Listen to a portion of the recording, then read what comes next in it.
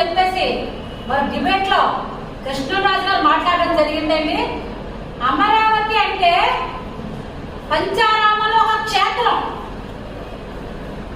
పంచారామంలో ఒక క్షేత్రాన్ని ఎలా హిందువుల్ని మీరు అవమానపరుస్తున్నారని అడుగుతున్నాం. మేము చంద్రబాబు నాయుడు గారు సంక్షేమ పక్క నుంచి అభివృద్ధి పక్క నుంచి అమరావతిని ఇవాళ అభివృద్ధి పట్ల నడుపుతా ఉంటే చూసి బారలేక ఈ రోజు అమరావతి మహిళల్ని, అమరావతిలో రాజధాని ఇచ్చిన మహిళలు యాడ్ చూడాలి మీరు కన్నీరు.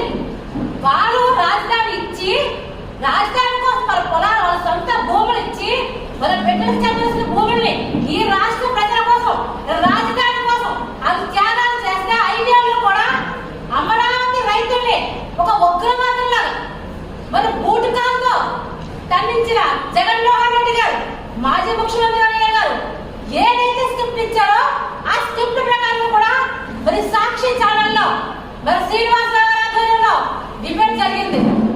అంటే అమరావతి రాజధాని ఆంధ్ర రాజధాని ఇవాళ రాష్ట్రంలో మహిళలందరూ కూడా మీరు ఈ విధంగా మాట్లాడుతున్నారు. మరి అదే మీ మాజీ మంత్రులు, మహిళా మంత్రులు 5 ఏళ్ళు అక్కడ లేరా? అప్పుడు అది వేసిన